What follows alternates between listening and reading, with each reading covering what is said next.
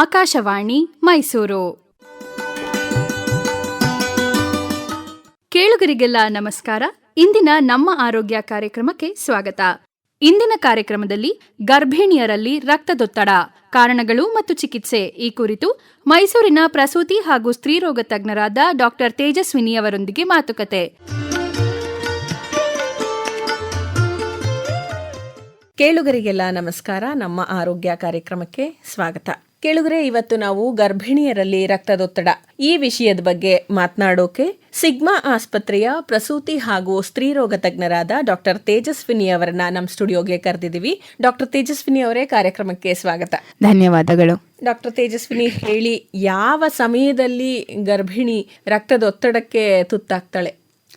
ಗರ್ಭಿಣಿಯರಲ್ಲಿ ಈ BP ಒತ್ತಡ, ರಕ್ತದೊತ್ತಡ ಹೆಚ್ಚಾಗೋದು ಸಾಮಾನ್ಯವಾಗಿದೆ. ಈಗ 10 ಗರ್ಭಿಣಿಯರಲ್ಲಿ ಒಬ್ಬರಿಗೆ ನಾವು ಈ ರಕ್ತದೊತ್ತಡದಿಂದ ಬಳಲೋದನ್ನ ನಾವು ನೋಡ್ತೀವಿ. ಸೊ ಯಾವಾಗ ಆಗುತ್ತೆ ಇದು ಅಂದ್ರೆ ಯೂಶುವಲಿ 5 ತಿಂಗಳ ನಂತರ, 20 ವಾರದ ನಂತರ BP ಬರೋ ಚಾನ್ಸಸ್ ಸಾಧ್ಯತೆ ಇರುತ್ತೆ. ಏನು ಲಕ್ಷಣಗಳು? ಕೆಲವರಿಗೆ ಮುಖ ಎಲ್ಲ ಊದಿರುತ್ತೆ, ಕಾಲು ಊದ್ಕೊಂಡಿರುತ್ತೆ, ಇನ್ಯಾವ್ಯಾವ ಲಕ್ಷಣಗಳಿರುತ್ತೆ?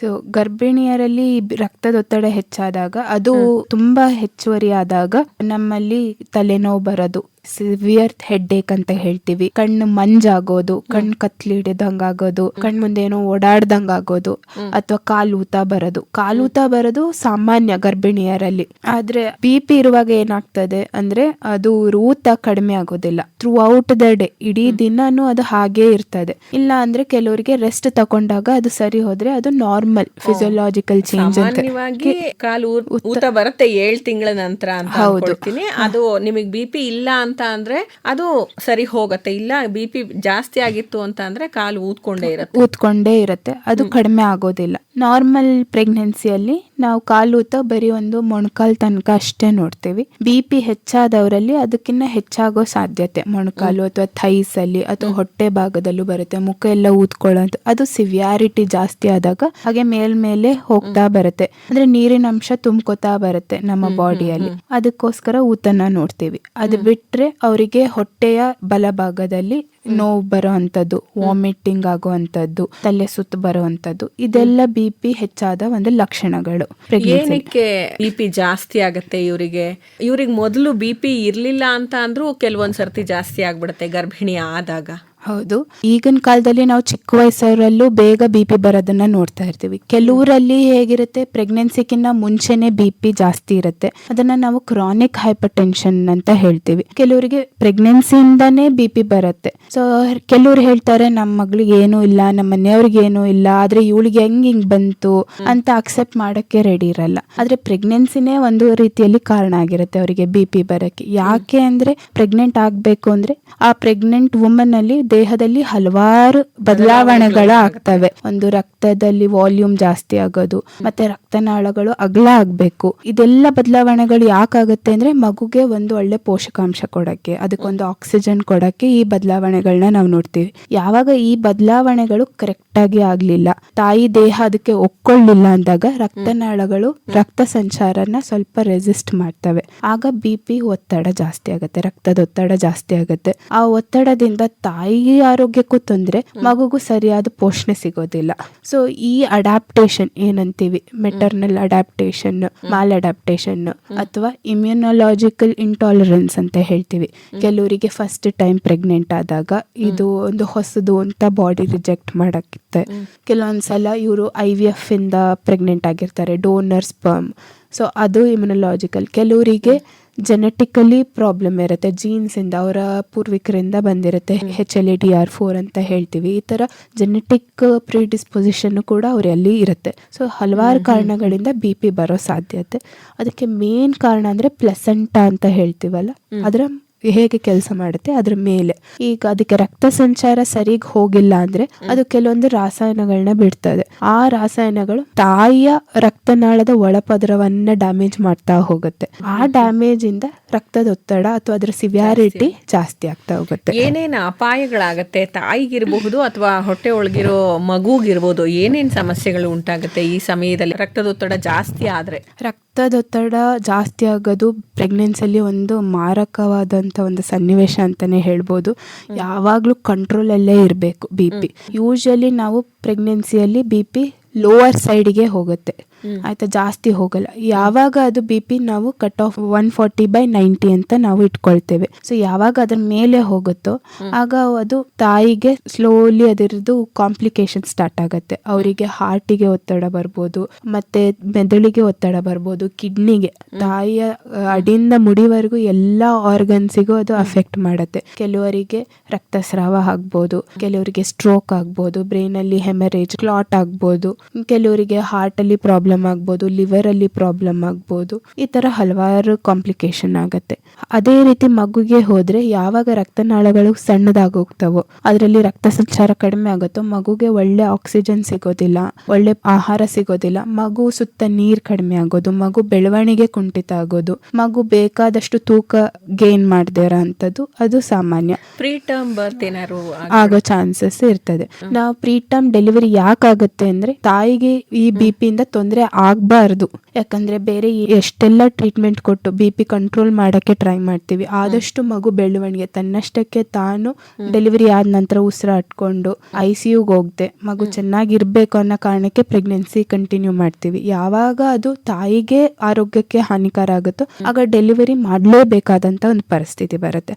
ಆ ಕಾರಣದಿಂದ ಪ್ರೀಟರ್ಮ್ ಡೆಲಿವರಿ ರಿಸ್ಕ್ ಜಾಸ್ತಿ. ಅಥವಾ ಕೆಲವೊಂದ್ಸಲ ರಕ್ತದೊತ್ತಡ ತುಂಬಾ ಜಾಸ್ತಿ ಆದಾಗ ಆ ಪ್ಲೆಸೆಂಟಾ ಅಂತ ನಾನು ಏನ್ ಹೇಳ್ದೆ, ಮಗುಗೆ ತಾಯಿಗೆ ಇರೋ ಕನೆಕ್ಷನ್ ಅದು ತನ್ನಷ್ಟಕ್ಕೆ ಬಿಡಿಸ್ಕೊಳ್ಳಕ್ಕೆ ಶುರು ಆಗ್ತವೆ. ಅದನ್ನ ನಾವು ಪ್ಲೆಸೆಂಟಲ್ ಅಬ್ರಾಪ್ಷನ್ ಅಂತ ಹೇಳ್ತೀವಿ. ಸಾಮಾನ್ಯವಾಗಿ ಡೆಲಿವರಿ ಆದ ನಂತರ ಅದು ಬಿಟ್ಟು ಹೋಗ್ಬೇಕು. ಇದು ಮಗು ಹೊಟ್ಟೆಯಲ್ಲಿ ಇರುವಾಗ್ಲೇ ಆ ಪ್ಲೆಸೆಂಟಾ ಸಪರೇಟ್ ಆದಾಗ ರಕ್ತಸ್ರಾವ ಜಾಸ್ತಿ ಆಗುತ್ತೆ, ಮಗು ಹೊಟ್ಟೆಯಲ್ಲೇ ತೀರೋಗುವಂತ ಪರಿಸ್ಥಿತಿ ಬರುತ್ತೆ.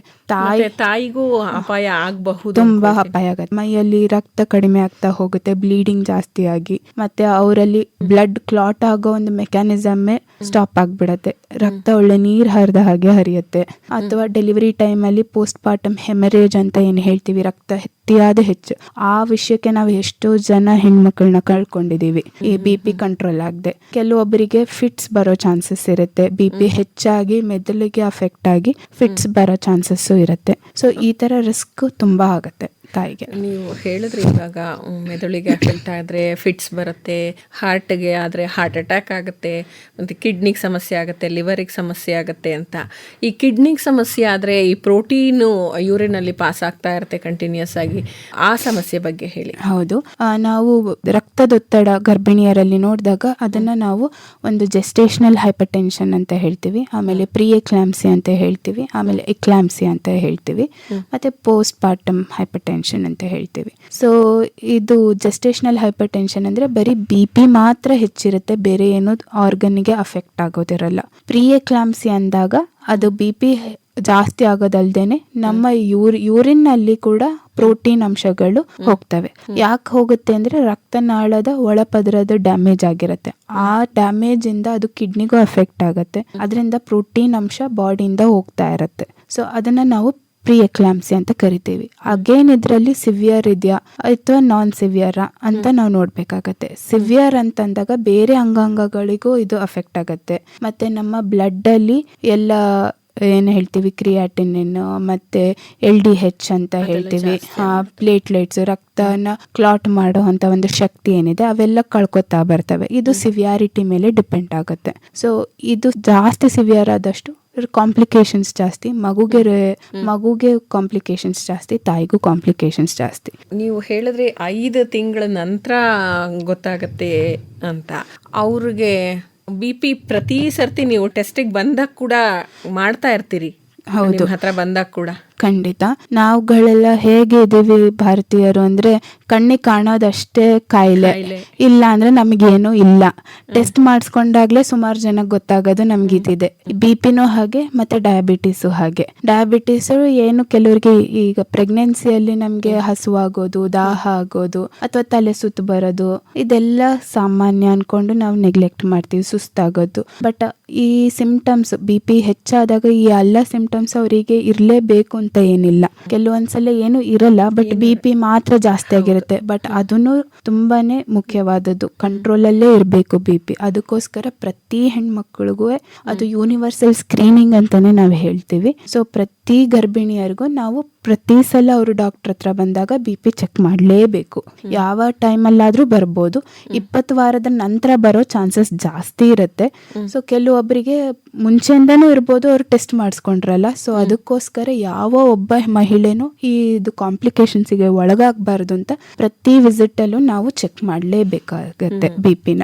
ಆಗ ಗರ್ಭಿಣಿ ಆದಾಗ ಅವರಿಗೆ BP ಬಂದಿದೆ ಅಂತ ಅಂದ್ರೆ ಅವರ ಜೀವನ ಕ್ರಮ ಹೇಗಿರ್ಬೇಕು, ನೀವೇನು ಔಷಧಿ ಮಾತ್ರೆಗಳನ್ನ ಕೊಡ್ತೀರಿ, ಅದ್ರ ಜೊತೆಗೆ ಅವರ ಜೀವನ ಕ್ರಮಗಳು ಹೇಗಿರ್ಬೇಕು? ಯೂಶಲಿ ನಾವು 140/90 ಒಂದು ಕಟ್ ಆಫ್ ಆಗಿ ತಗೊಳ್ತೇವೆ. ಅದಕ್ಕಿಂತ ಕೆಳಗಿತ್ತು ಅಂದ್ರೆ ಅಥವಾ 140/90 ಇತ್ತು ಅಂದ್ರೆ ಒಂದು ರೀಡಿಂಗು ಏನು ಬೇಡ, ಲೈಫ್ ಸ್ಟೈಲ್ ಚೇಂಜಸ್, ವ್ಯಾಯಾಮ ಮಾಡೋದು, ಉಪ್ಪು ತಿನ್ನೋದು ಸ್ವಲ್ಪ ಕಡಿಮೆ ಮಾಡೋದು, ಒಳ್ಳೆ ಆಹಾರ, ಪ್ರೋಟೀನ್ ಅಂಶ ಜಾಸ್ತಿ ತಗೊಳ್ಳೋದು, ಕಾರ್ಬೋಹೈಡ್ರೇಟ್ಸ್ ಕಡಿಮೆ, ರೈಸು ಚಪಾತಿ ಎಲ್ಲ ಕಡಿಮೆ, ಜಾಸ್ತಿ ಸಲಾಡ್ಸು, ವೆಜಿಟೇಬಲ್ಸು, ಕಾಳು ಪಲ್ಯ ಇವೆಲ್ಲ ಹೆಚ್ಚಾಗಿ ತಗೊಂಡ್ರೆ ಅವರಿಗೆ ಒಳ್ಳೇದು. ಸಾಲ್ಟ್ ಕಡಿಮೆ ಮಾಡಬೇಕು ಅನ್ಸುತ್ತೆ. ಹೌದು, ಸಾಲ್ಟ್ ಕಡಿಮೆ ಮಾಡಬೇಕು. ಈಗ ಕೆಲವರಿಗೆ ಹಪ್ಪಳ ತಿನ್ನೋ ಅಭ್ಯಾಸ, ಉಪ್ಪಿನಕಾಯಿ ಬಯಕೆಗಳು ಜಾಸ್ತಿ ಪ್ರೆಗ್ನೆನ್ಸಿಯಲ್ಲಿ. ಆ ಬಯಕೆಗಳನ್ನ ಅವರು ತಮ್ಮ ಮಗುಗೋಸ್ಕರನಾರು ಸ್ವಲ್ಪ ಕಂಟ್ರೋಲ್ ಮಾಡ್ಬೇಕಾಗತ್ತೆ. ಯಾಕಂದ್ರೆ BP ಜಾಸ್ತಿ ಆಗೋದು ತುಂಬಾ ಮಾರಕವಾದದ್ದು. ಸೊ ಅವ್ರ ಜೀವಕ್ಕೆ ತೊಂದರೆ ಆಗಂತ ಒಂದು ಸ್ಥಿತಿ. ತುಂಬಾ ಜನ ಹೆಣ್ಮಕ್ಳು ಅದನ್ನ ಫಾಲೋ ಮಾಡ್ಬಿಡ್ತಾರೆ. ಡಯಟ್ ಮಗುಗೆ ತೊಂದರೆ ಆಗುತ್ತೆ ಅಂತ ಗೊತ್ತಾದ ತಕ್ಷಣ ಎಲ್ಲದು ಅಡ್ಜಸ್ಟ್ ಮಾಡ್ಕೊಳಕ್ಕೆ ರೆಡಿ ಇರ್ತಾರೆ. ವಾಕಿಂಗ್ ಮಾಡೋದು, ಸ್ಟ್ರೆಸ್ ಕಡಿಮೆ ಮಾಡೋದು, ಒಂದ್ ಸ್ವಲ್ಪ ಹೊತ್ತು ರೆಸ್ಟ್ ಮಾಡೋದು, ವರ್ಕಿಂಗ್ ಇದ್ರೆ ಅವರು ಸ್ವಲ್ಪ ಹೊತ್ತು ರೆಸ್ಟ್ ಮಾಡೋದು. ಆದಷ್ಟು ಈ BP ಹೆಚ್ಚಾಗೋದು 35 ವರ್ಷದ ನಂತರ ಗರ್ಭಿಣಿ ಆದವರು, ಅಥವಾ 18 ವರ್ಷ 19 ವರ್ಷಕ್ಕಿಂತ ಚಿಕ್ಕವರು ಪ್ರೆಗ್ನೆಂಟ್ ಆದ್ರೆ, ಅಥವಾ ಫಸ್ಟ್ ಪ್ರೆಗ್ನೆನ್ಸಿಯಿಂದ ಸೆಕೆಂಡ್ ಪ್ರೆಗ್ನೆನ್ಸಿಗೆ ಗ್ಯಾಪ್ ತುಂಬಾ ಜಾಸ್ತಿ ಆದ್ರೆ, 7ರಿಂದ 10 ವರ್ಷ ಗ್ಯಾಪ್ ಆದ್ರೆ ಅಂಥವರಲ್ಲಿ ನಾವು ಈ BP ಹೆಚ್ಚಾಗೋ ರಿಸ್ಕ್ ನೋಡ್ತೀವಿ ಜಾಸ್ತಿ. ಅಥವಾ ಅವರು IVF ಮೂಲಕ ಪ್ರೆಗ್ನೆಂಟ್ ಆಗಿದ್ರೆ, ಅಥವಾ ಡೋನರ್ ಸ್ಪರ್ಮ್ ಮೂಲಕ ಆಗಿದ್ರೆ, ಅಥವಾ ಪ್ರೀ ಪ್ರೆಗ್ನೆನ್ಸಿ ದಪ್ಪ ಇದ್ದವರು ಪ್ರೆಗ್ನೆಂಟ್ ಆಗೋರಲ್ಲಿ BP ಬರೋ ಚಾನ್ಸಸ್ ಜಾಸ್ತಿ ಇರುತ್ತೆ. ಸೊ ಬಿಫೋರ್ ಪ್ರೆಗ್ನೆನ್ಸಿ ಅವರೇ ಆಪ್ಟಿಮೈಸ್ ಮಾಡ್ಕೊಂಡ್ರೆ ವೇಟ್ ರಿಡಕ್ಷನ್, ಸ್ವಲ್ಪ ಯೋಗ, ಸ್ವಲ್ಪ ಮೆಡಿಟೇಷನ್, ಡೈಲಿ ಸ್ವಲ್ಪ ರೆಸ್ಟ್, ರಿಲ್ಯಾಕ್ಸೇಷನ್, 1-2 ಅವರ್ಸ್ ಮಧ್ಯಾಹ್ನದೊತ್ತು ಈ ತರ ಮಾಡಿದ್ರೆ ಅವ್ರ BPನೂ ಒಂದು ನಿಯಂತ್ರಣಕ್ಕೆ ಬರುತ್ತೆ. ಅದ್ರ ಜೊತೆಗೆ ನಾವು ಮೆಡಿಕೇಶನ್ಸ್ ಹಾಕ್ತೀವಿ. ಮಗುಗೂ ತಾಯಿಗೆ ಇಬ್ಬರಿಗೂ ಸೇಫ್ ಆದಂತ ಕೆಲವೊಂದು ಅಪ್ರೂವ್ಡ್ ಮೆಡಿಕೇಶನ್ಸ್ ಅವರಿಗೆ ನಾವು ಮಾತ್ರೆಗಳನ್ನ ಶುರು ಮಾಡ್ತೀವಿ. ಅದರಲ್ಲಿ ಕಂಟ್ರೋಲಿಗೆ ಬರುತ್ತೆ. ಅದನ್ನು ಕೈ ಮೀರಿ ಹೋದವರಿಗೆ ನಾವು ಮಗು ಬೆಳವಣಿಗೆಗೆ ಇಂಜೆಕ್ಷನ್ ಕೊಡೋದಾಗ್ಲಿ, ಅವರ BP ಕಂಟ್ರೋಲ್ ಮಾಡಕ್ಕೆ ಇಂಜೆಕ್ಷನ್ಸ್ ಕೊಡೋದಾಗ್ಲಿ, ಆ ಹಾಸ್ಪಿಟಲ್ ಅಲ್ಲಿ ಅಡ್ಮಿಟ್ ಮಾಡಿ ಇಂಟೆನ್ಸ್ ಮಾನಿಟರಿಂಗ್ ಮಾಡ್ತೀವಿ. ಕೆಲವೊಬ್ಬರಿಗೆ ದಿನಾಲು BP ಚೆಕ್ ಮಾಡ್ಕೊಳ್ಳಿ ಅಂತ BP ಆಪರೇಟಸ್ ಮನೆಯಲ್ಲೇ ತಂದಿಟ್ಕೊಳ್ಳಿ ಅಂತ ಹೇಳ್ತೀವಿ. ಕೆಲವರಿಗೆ ವೈಟ್ ಕಾಲರ್ ಹೈಪರ್ ಟೆನ್ಷನ್ ಅಂತ ಹೇಳ್ತೀವಿ. ಹಾಸ್ಪಿಟ್ಲಿಗೆ ಬಂದ್ರೆ ಮಾತ್ರ BP ಜಾಸ್ತಿ ಆಗುತ್ತೆ, ಮನೆಯಲ್ಲಿದ್ರೆ ಚೆನ್ನಾಗೇ ಇರ್ತೀವಿ. ನಾವು ಮನೆಯಲ್ಲೇ ಇಟ್ಕೊಂಡು BP ಮಾನಿಟರ್ ಮಾಡ್ಕೊಂಡು ಅದು ರೀಡಿಂಗ್ ಮಾತ್ರ ತೋರಿಸಿ ನಮಗೆ ಅಂತ ಹೇಳ್ತೀವಿ. ಸೊ ಅವ್ರ BP ಇಲ್ಲಿಗೆ ಬಂದಾಗ ಜಾಸ್ತಿ ಆಗುತ್ತಾ ಅಥವಾ ಟ್ರೂ ಹೈಪರ್ ಟೆನ್ಷನ್ ಅಲ್ವಾ ಅಂತ ನೋಡಕ್ಕೆ. ಕೆಲವೊಬ್ಬರಿಗೆ ಹಾಸ್ಪಿಟ್ಲಿಗೆ ಬಂದಾಗ ಚೆನ್ನಾಗಿ ಹೋಗುತ್ತೆ, ನಾನು ಹಾಸ್ಪಿಟ್ಲಿಗೆ ಬಂದಿದ್ದೀನಿ, ನಾನೆಲ್ಲ ಚೆನ್ನಾಗಿರ್ತೀನಿ, ಮನೆಗೆ ಹೋದ್ರೆ ನನಗೇನೋ ಆಗಿದೆ ಆ ತರ ಒಂದು ಭಾವನೆಯಲ್ಲಿ ಇರ್ತಾರೆ. ಸೊ ಈ ತರ ರಿವರ್ಸ್ ಇರುತ್ತೆ. ಆದ್ರಿಂದ ಆದಷ್ಟು ಅವರು BPನ ಯಾವಾಗ್ಲೂ ಬೇರೆ ಏನು ಸಿಂಪ್ಟಮ್ಸ್ ಕಾಣಿಸ್ಕೊಳ್ದೇನೆ ಇರ್ಬೋದು. BPನೇ ಒಂದು ನಮ್ಗೆ first sign of pre eclampsia ಅಥವಾ ಹೈಪರ್ ಟೆನ್ಷನ್ ಇನ್ ಪ್ರೆಗ್ನೆನ್ಸಿ ಅಂದ್ರೆ BP ಜಾಸ್ತಿ ಆಗೋದೇ ಫಸ್ಟ್ ಸೈನ್. ಅದನ್ನ ನೋಡಿದ್ರೆ ನಮ್ಗೆ ಬೇರೆ ಕಾಂಪ್ಲಿಕೇಶನ್ಸ್ ನ ಪ್ರೆಡಿಕ್ಟ್ ಮಾಡಕ್ಕಾಗ್ಲಿ ಒಂದು ಉಪಯೋಗ ಆಗತ್ತೆ. ಮಾನಸಿಕ ಒತ್ತಡ ಈ ರಕ್ತದ ಒತ್ತಡದ ಮೇಲೆ ಎಷ್ಟು ಪರಿಣಾಮ ಬೀರುತ್ತೆ? ಬಹಳಷ್ಟು ಅದಕ್ಕೆ ರಿಲೇಷನ್ ಇದೆ. ಮಾನಸಿಕ ಒತ್ತಡ ಬರೀ ಗರ್ಭಿಣಿಯರಿಗೆಲ್ಲ ಎಲ್ಲರಿಗೂ ಈಗ ನಾನ್ ಕಮ್ಯುನಿಕಬಲ್ ಡಿಸೀಸಸ್ ಅಂತ ಏನ್ ಹೇಳ್ತೀವಿ, ಹಾರ್ಟ್ ಡಿಸೀಸ್ ಆಗ್ಲಿ, ಡಯಾಬಿಟೀಸ್, ಹೈಪರ್ ಟೆನ್ಷನ್, ಇವೆಲ್ಲದಕ್ಕೂ ಮೇಜರ್ ಕಾರಣ ಸ್ಟ್ರೆಸ್ ಅಂಡ್ ಮೆಂಟಲ್ ಹೆಲ್ತ್. ಇದನ್ನ ನಾವು ನಿಯಂತ್ರಿಸಿದ್ರೆ ಅರ್ಧದಷ್ಟು ನಮ್ಮ ಕೆಲಸ ಕಡಿಮೆ. ಇವರು ಯಾವಾಗ ನಾವು ಮೆಂಟಲಿ ಪೀಸ್ಫುಲ್ ಆಗಿ ಒಂದು ಮೆಡಿಟೇಷನ್ ಮಾಡಿ ಸಮತೋಲನವನ್ನ ಕಾಪಾಡ್ಕೊಳ್ತೀವೋ ಆಗ ಆವಾಗ ರಿಸ್ಕ್ ಅಥವಾ ಅದ್ರ ಕಂಟ್ರೋಲ್ ಬರೋದು ಮೆಡಿಕೇಶನ್ಸ್ ಒಂದು ಬಳಕೆ ಕಡಿಮೆ ಆಗ್ತಾ ಹೋಗುತ್ತೆ. ಅದರಿಂದ ಬಹಳಷ್ಟು ನಿಯಂತ್ರಿಸ್ಬೋದು ನಾವು. ಧನ್ಯವಾದಗಳು ಡಾಕ್ಟರ್ ತೇಜಸ್ವಿನಿ ಅವರೇ. ಇಷ್ಟೊತ್ತು ಗರ್ಭಿಣಿಯರಲ್ಲಿ ರಕ್ತದೊತ್ತಡ ಯಾಕೆ ಆಗುತ್ತೆ, ಕಾರಣಗಳೇನು, ಅದನ್ನು ಹೇಗೆ ನಾವು ಪರಿಹರಿಸ್ಕೋಬಹುದು, ಅದರಿಂದ ಆಗೋ ಅಪಾಯಗಳೇನು, ಇದ್ರ ಬಗ್ಗೆ ಎಲ್ಲ ನಮಗೆ ಸಾಕಷ್ಟು ವಿವರವಾಗಿ ಮಾಹಿತಿಯನ್ನು ಕೊಟ್ಟಿದ್ದೀರಾ. ಇದಕ್ಕಾಗಿ ಕೇಳುಗರ ಪರವಾಗಿ ಧನ್ಯವಾದಗಳು. ನಮಸ್ಕಾರ. ನಮಸ್ಕಾರ.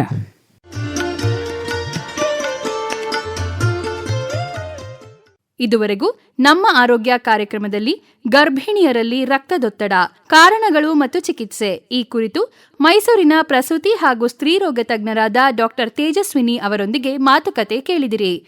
ಇವರೊಂದಿಗೆ ಭಾಗವಹಿಸಿದವರು ತೇಜಸ್ವಿನಿ ಗಿರೀಶ್. ಈ ಕಾರ್ಯಕ್ರಮ ಆಕಾಶವಾಣಿ ಮೈಸೂರು ಕೇಂದ್ರದಿಂದ ಮೂಡಿಬಂತು.